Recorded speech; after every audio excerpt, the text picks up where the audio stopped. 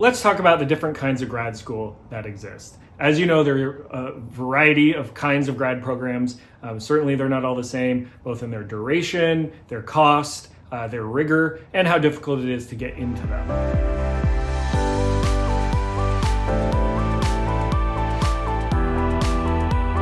One thing to note is that there typically are a few ways you can divide grad schools. So not just by industry or professional topic, but by the kind of program in the sense of A, is it a master's versus a doctoral program?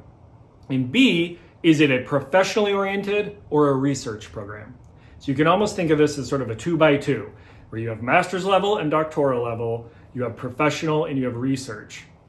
But I want to complicate that a little more, and at the master's level, divide that again and say that there are some that are non-terminal and terminal master's programs. So here's an example. You can see that I've placed a variety of degrees in this slide. Now let's talk about the research side first, because it's a little bit more straightforward. When you are looking for grad schools, if you want a research-oriented program, that is typically the PhD. Stands for Doctor of Philosophy, but it doesn't mean you're getting a degree in philosophy. Every PhD in whatever topic is still a doctorate of philosophy, because at the edges, at the frontiers of knowledge, you're creating new knowledge. It's a kind of philosophizing about the theory and methods possible at making new knowledge. And that is what the PhD is there to teach you to do, is how to be someone who can literally craft new knowledge at the frontier of your field. PhDs are the most rigorous programs, and they can often take a long time to get. You don't necessarily need a master's degree to apply to a PhD program. You can apply to them straight out of undergrad. And most PhD programs at top research universities will also provide you an award package that means you don't have to pay tuition. Now, in most cases, after maybe your first year, you'll have to start doing some work to get that tuition reimbursement, either by being a TA or an RA, or maybe you're a reader of some kind, meaning that you're grading papers and you're doing some kind of service back to the department, and in return, they give you a kind of tuition discount. Now, some PhD programs have a set length, they're 4 years or 5 years, but it's not uncommon that there are some that are 6 years or 7 years in duration, and especially in fields where there's increasingly more PhDs hitting the job market than there are tenure track jobs. So what happens is students are staying longer in their PhD program, not because they can't complete the requirements of the program so much as because they need time to be more competitive when they do go onto the job market. So if you're in a field, say like sociology, where you probably need some published papers before you go onto the job market and can be really competitive, it might be better to stay in your program an extra year and try to get that support while you're a TA or an RA and getting some of your tuition covered, than to finish the program and risk there becoming a gap in your resume if you don't land something right away because you need to publish a little bit more. So you'll notice that some of the programs that are longer are actually some of the ones where the job market is a little more challenging, especially in programs or areas where there's not a lot of jobs in industry. So like my field, sociology, mainly you're trying to become a faculty member in a sociology department. But say you're an engineering PhD, well, those programs tend to be slightly shorter, and part of that is once you have your PhD, you can either try to apply to jobs in the academy to be faculty, or there are plenty of companies, firms that would like somebody with a PhD in some kind of science or engineering. So the degree to which that area has industry jobs as well as academic jobs sometimes makes a difference on how long the program is.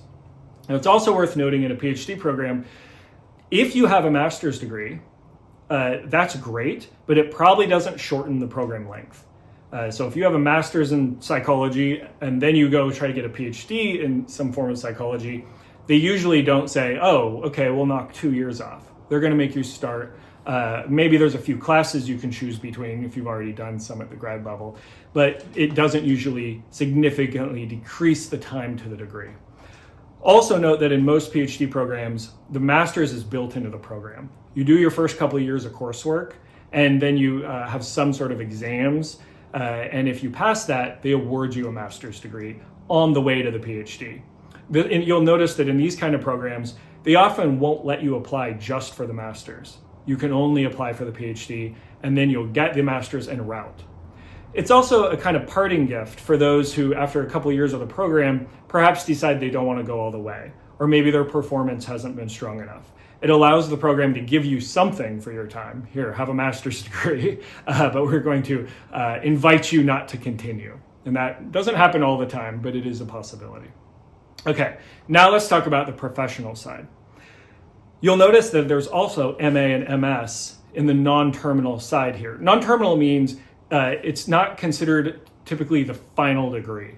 So sort of like in the PhD, that made sense because the MA was built in, or the MS was built into the PhD. It wasn't the terminal degree or the end degree. It was part of the process of getting to the end or terminal degree, which was the PhD. Now in the professional side, there are still MAs and MSs, and those are actually proliferating. There's a lot of them. And I want to come back to this topic of non-terminal MAs and MSs when you don't plan to get a PhD, because they can be risky. They can be helpful, but they're not always as great a bet as sometimes the programs themselves will try to market them as being. So what is a terminal master's? Usually those have 3 letters in the acronym instead of just 2 for MA or MS. Things like your master's in social work, the MSW, or your master's in family therapy, MFT, your MBA, Master's of Business Administration, your Master's of Public Administration, MPA, Master's of Fine Arts, Master's of Health Administration. Usually, traditionally, these are like 3-year full-time programs. Now, increasingly, there are hybrid ones and ones for people with full-time work that have more flexible scheduling. But they're often slightly more rigorous than simply the MA or the MS. And most typically, the MA or MS is like 2 years. Some will even try to make it quicker, whereas the more terminal master's degrees usually have like an extra year on top of it. But they are considered the final degree. Most people get that degree, they go, they work in that profession, and nobody expects them to go back for another degree. Now, there are doctoral options in the professional path, but if you have your MBA, nobody expects that you're going to go back to get some doctorate in business. Or if you already have your master's in education or an MFT, right? Nobody expects that you'll go back to get an EDD or a PsyD. So what are those options? The JD, for example, is the Juris Doctorate, is for if you want to become a lawyer. The MD, medical doctor. Now, those are somewhat of exceptions to what I'm about to say about these other professional doctorates, because you need those just to practice. If you don't have your MD or you don't have your JD, then you can't be a doctor, you can't be a lawyer. So if you're going to law school or medical school, those are very specific paths. And you'll take a test and try your best to make your resume application look good, and then you'll go for it. But in a lot of professions, it's not as clean cut. You're going straight into an MD to become a doctor. Maybe you want to go into some kind of educational field. And maybe you get your certificate, so you're a teacher. Maybe you get your master's in education, so you get a little pay bump. But then later you decide, maybe I want my EDD, my educational doctorate. Now, that's a little different than a PhD, because a professional doctorate usually doesn't have the same emphasis on research.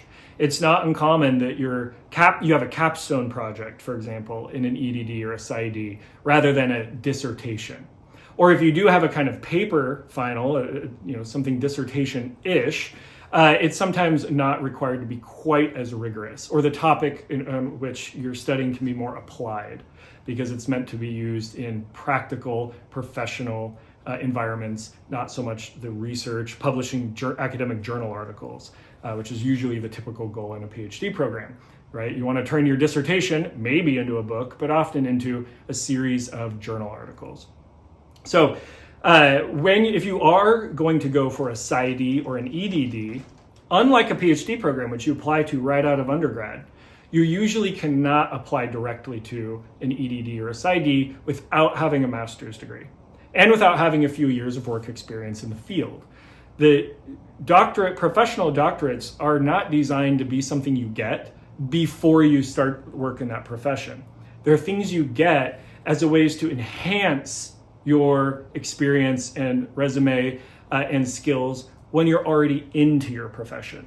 So maybe you've been working as a therapist for a few years or as an educator for a few years, and you want to retool, you want to move up to that next level. Then you would consider a program like this. They're often designed for working professionals because they know that most people, who go into an EDD, they're already teachers or maybe some kind of administrator. They just want to move up. And sometimes people pursue these degrees just for the personal development and professional development, but sometimes people pursue them because they think it'll, and this is often true, will help them stand out for a promotion to the next tier of leadership in their industry or in their organization. Now let me back up again to the non-terminal professional MAs and MSs. These can be great for personal development. Maybe you're not sure what you want to do later, and it gives you a way to kind of continue honing and learning. But here's what the caveat I would say to be careful of. There's a really cool sounding master's degree, it's just a master's in leadership studies or peace studies or just something that sounds just almost like it would be the title of some self-help book, and it'd be just interesting.